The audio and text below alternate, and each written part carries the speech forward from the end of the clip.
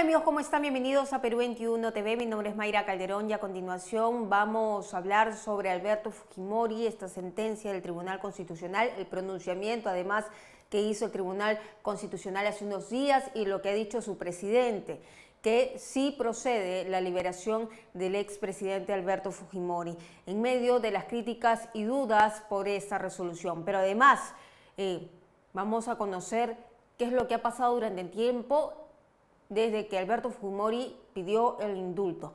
Nosotros ya estamos conectados con Adrián Simons. Él ha sido abogado de Alberto Fujimori y le damos la bienvenida. ¿Cómo está? Muy buenas tardes. Solo una precisión. No he sido abogado de Alberto Fujimori, sino fui agente del Estado peruano ante la Corte Interamericana. Ok, agente del Estado peruano ante la Corte Interamericana. Aquí hubo un pequeño error. Entonces, dicho la aclaración, vamos a empezar. ¿Es viable? ¿No es viable? ¿Qué opina usted sobre lo que ha dicho, en este caso, el presidente del Tribunal Constitucional, que ha leído la resolución y él dice, bueno, hay una sentencia vigente, sí procede la liberación del expresidente? Sí, a ver, por partes. Lo que dice la resolución última, tenemos que retroceder un poco, ¿no? Si me permite, Claro que para sí. poder las personas puedan entenderlo. Eh, ¿Qué ocurre aquí? Rápidamente voy a hacer una breve historia para que las personas puedan comprender dónde está el problema y por qué nunca se solucionó. Mire, en abril de 2009, la Sala Penal Especial de la Corte Suprema condenó a Alberto Fujimori a 25 años de cárcel por los delitos cometidos en los casos Barrios Altos y La Católica. El 24 de diciembre de 2017, el presidente Kuczynski emitió la Resolución Suprema 281 y concedió un indulto por razones humanitarias al expresidente Fujimori. Eh, a los 2 días, es decir, el 26 de diciembre, esto es bien importante, eh, se hicieron dos peticiones ante la Corte Interamericana de Derechos Humanos. Una a cargo de los representantes de las víctimas y otra a cargo de la Comisión Interamericana de Derechos Humanos. En síntesis, ¿qué pedían estas dos instituciones o personas?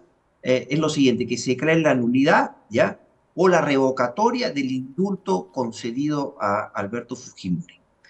Eh, en ese contexto es que la Corte Interamericana cita a las partes y al Estado peruano, y ahí es donde yo participo como agente del Estado peruano, a una audiencia el 2 de febrero de 2018.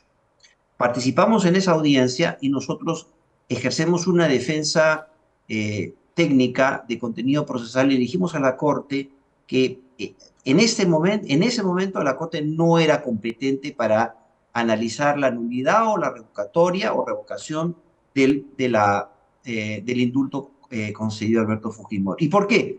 Porque acreditamos ante la Corte que en el Perú, en la jurisdicción interna, habían recursos para poder cuestionar este indulto ante la justicia constitucional. Y así fue, mediante sentencia del 30 de mayo del año 2018, la Corte Interamericana, efectivamente, dando la razón al Estado peruano y de la defensa que hicimos, dijo que no se iba a pronunciar sobre la nulidad revocatoria del indulto porque habían vías internas que tenían que agotar previamente los representantes de las víctimas y dispuso expresamente en el cuarto punto resolutorio, y aquí viene el problema, aquí empieza, que el indulto sea revisado por la justicia constitucional peruana. ¿Y qué pasó? El tribunal internacional, que es la Corte Interamericana, le dijo a los representantes de las víctimas, le voy a habilitar a ustedes un plazo de 30 días para que puedan recurrir a los jueces constitucionales peruanos. Y eso obviamente termina en el Tribunal Constitucional. ¿Qué pasó? No lo hicieron. Se fueron al juez penal, se fueron a la sala que presidía el juez supremo provisional Hugo Núñez Julca, que es el juez supremo, era el juez supremo de investigación preliminar de esa época, ¿ya? O preparatoria, y a ese juez penal le piden que declare la nulidad del indulto. Él, siendo incompetente, porque no es un juez constitucional, declara la nulidad del indulto y esa decisión, desgraciadamente, fue ratificada por la Sala Penal Especial de la Corte Suprema. Y ahí viene la madre cordero el problema. Que esta justicia penal se abocó o conoció siendo incompetente. Ahí es donde la defensa de Fujimori plantea un habeas corpus que es resuelto el 17 de marzo de 2022 por el Tribunal Constitucional y se ordena que se declaren nulas estas sentencias penales que se acaba de mencionar porque fueron dictadas por jueces incompetentes, no eran jueces constitucionales, y se ordenó la libertad inmediata de Alberto. Y usted se preguntará, para seguir complicando las cosas, ¿por qué no salió en libertad en ese momento? Por una razón muy sencilla. Porque la Corte Interamericana de Derechos Humanos, el 7 de abril de 2022, dictó una resolución que expresamente le dice al Estado peruano que debe abstenerse e implementar la sentencia dictada por el Tribunal Constitucional. Por eso es que no salió Alberto Fujimori. Entonces, el problema viene con esa decisión de la Corte que dice no lo puedes hacer mientras no cumplas las condiciones que yo establecí en la sentencia del 30 de mayo de 2018 que ya le mencioné. Vienen los pedidos aclaratorios y ahí el Tribunal Constitucional no se pronuncia sobre este tema, no dice nada y le traslada el problema a un juez de ejecución del habeas corpus. Y eso es lo que tenemos al día de hoy, total incertidumbre. Entonces, doctor Simons, la Corte le establece parámetros a la justicia peruana para que Fujimori sea indultado. ¿Y esos parámetros con qué tienen que ver? ¿Qué tendría que haber cumplido Fujimori para salir en libertad? Ya, perfecto. Si respetamos la decisión de la Corte de mayo, del 30 de mayo de 2018, ¿qué le dice? Esto tiene que revisarse ante el juez constitucional peruano y le fijan los siguientes parámetros. Primero, que tiene que haber un análisis de proporcionalidad, es decir, este balance entre el beneficio concedido, ¿no?, con el indulto versus la gravedad de los hechos que se imputan.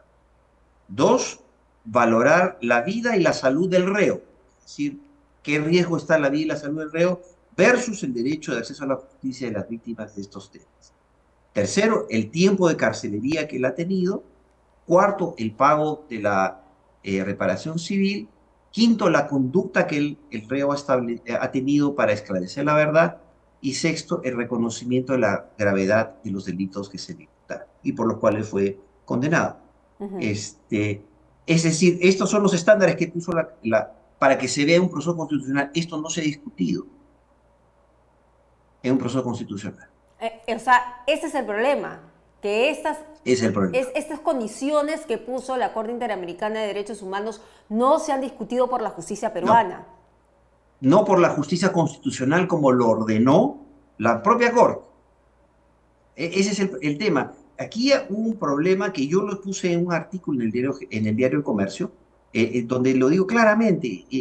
Los representantes de las víctimas, en lugar de cumplir la decisión de la Corte Interamericana y ir al juez constitucional para que sea el Tribunal Constitucional el que finalmente revise estos estándares para la validez del indulto, quisieron cortar camino ante los jueces penales de la Corte Suprema, que eran absolutamente incompetentes para ver ese tema. ¿Por qué? Porque la defensa que yo hice el 12 de febrero de 2018 ante la Corte, en esa audiencia, expresamente yo invoqué ante la Corte los precedentes del caso Crucillat y Jailili, donde el Tribunal Constitucional dijo el indulto humanitario o el indulto destina a calidad de cosa juzgada. Y el único que puede revisarlo soy yo, el Tribunal Constitucional, como lo hizo en el caso Crucillat y lo dejó sin efecto. O como lo hizo en el caso Jailili, que ratificó la validez del indulto. Entonces, eso se acreditó ante la Corte Interamericana y esa defensa sirvió para que la Corte dijera, correcto.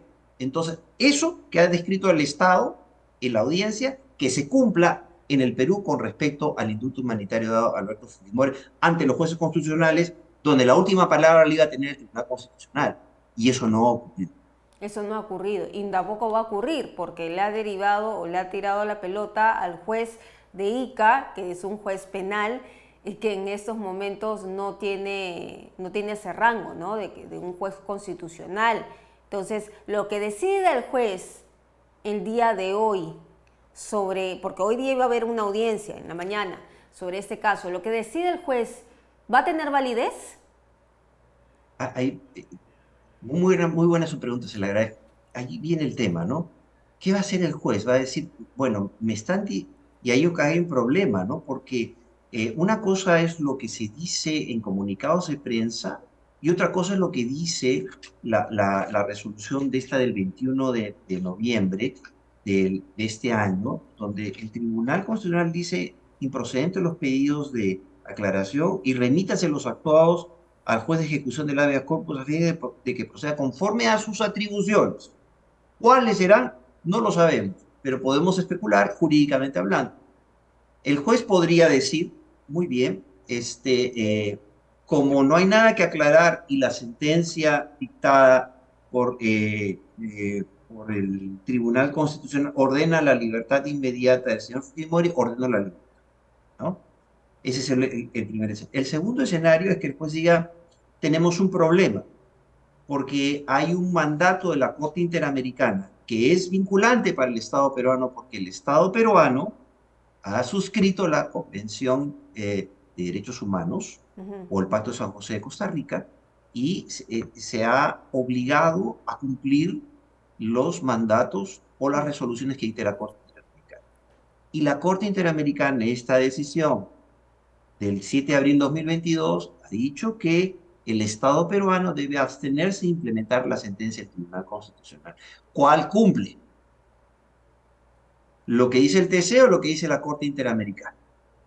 Y mi posición jurídica es que debería cumplir lo que dice la Corte Interamericana, porque nosotros como Estado nos hemos sometido a esa jurisdicción que está por encima de la jurisdicción nacional. Hay posiciones nacionalistas, ¿ya? Pero en mi opinión son posiciones muy conservadoras y no vigentes en ninguna parte del mundo donde existen tribunales de derechos humanos, como es el caso del Tribunal Europeo de Derechos Humanos o el Tribunal Africano de Derechos Humanos. Claro, porque entonces no tendría sentido que estemos suscritos o que seamos adscritos a la Corte Interamericana de Derechos Humanos si es que no vamos a cumplir los preceptos que se dictan, ¿no? Como usted dice, está sujeto, hay una conexidad ahí que, bueno, lamentablemente si nosotros queremos hacer caso omiso tendríamos que salirnos del Pacto de San José. Lo cual sería terrible porque vamos a estar al mismo nivel en Nicaragua, Cuba y de Venezuela.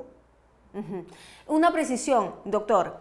Cuando usted vio este caso, ¿usted ejercía la defensa del indulto de Alberto Fujimori? Solamente quiero que me precise. No. ¿Cuál era su posición en ese momento? Muy buena pregunta. Nosotros, ¿qué ejercimos? Voy a contar la anécdota. Ya lo puedo hacer. Cuando yo acepté ser agente del Estado peruano, le pedí a la ministra de Relaciones Exteriores y Ministro de Justicia plena autonomía en lo que es el ejercicio y la estrategia de la defensa para el Estado peruano, lo cual fue aceptado. Como consecuencia de ello, nosotros desarrollamos una defensa netamente técnica y le dijimos a la Corte, por el momento usted no es competente porque hay vías internas específicas para resolver el pedido de la Comisión Interamericana y de los representantes de las víctimas. Esa fue nuestra defensa ante la Corte Interamericana. Y la Corte Interamericana nos dio la razón y le dijo a estas partes, agoten la vía interna. Ese fue nuestro trabajo. Muy bien. Muchísimas gracias, doctor Simons, por aclararnos el panorama, por decirnos de forma cronológica qué es lo que pasó, cuáles son los principales problemas en los que hoy estamos y cómo se ha venido desatando el asunto. Lo grave es que mientras esto sucede, también por un lado, pues si vamos por el lado emocional, se está avivando el fuego con un indulto, se está nuevamente moviendo el tema cuando no va a haber alguna salida de repente positiva para el propio expresidente Alberto Fujimori. Y se está creando esta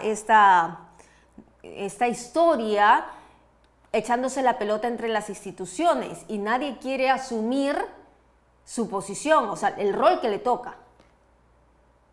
Es que es exacto lo que usted dice. El Tribunal Constitucional en esta resolución del 21 de septiembre no quiso entrar al pedido de aclaración cuando el abogado del señor Fujimori les pide que cuáles van a ser los efectos de la resolución del 7 de abril de la Corte Interamericana en este caso, ¿no? Y el tribunal sale con un formalismo excesivo y le dice, y eso como es posterior a la decisión, yo no tengo nada que aclarar respecto de ese tema. Ese no es el fin de la justicia constitucional. Creo que el Tribunal Constitucional debió haber asumido su rol y analizar cómo es que aplica esa resolución de la Corte Interamericana al caso concreto y analizar si cumplía con los estándares establecidos en la sentencia de mayo del año 2018. Eso debe haber hecho el tribunal y no estaríamos ahorita en esta incertidumbre. Muy bien, muchísimas gracias, doctor Simons, por estar con nosotros.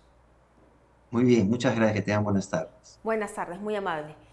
Era entonces Adrián Simons, él es abogado, él era en ese entonces agente del Estado peruano ante la Corte Interamericana de Derechos Humanos. Y él lo que ha dicho es que el Tribunal Constitucional lo que debió de resolver de fondo es el estándar que estableció la Corte Interamericana de Derechos Humanos y que lo debió analizar por ser el máximo ente de justicia en el Perú. El estándar que puso la Corte Interamericana fue que pida perdón, que pague la reparación civil, entre otras exigencias, y esto no ha sido discutido. Lo que ha hecho el Tribunal Constitucional es mandar este caso a un juez que hoy día ha estado en audiencia desde las 9:30 de la mañana y que no se sabe cómo va a proceder. Vamos a regresar más adelante con más información.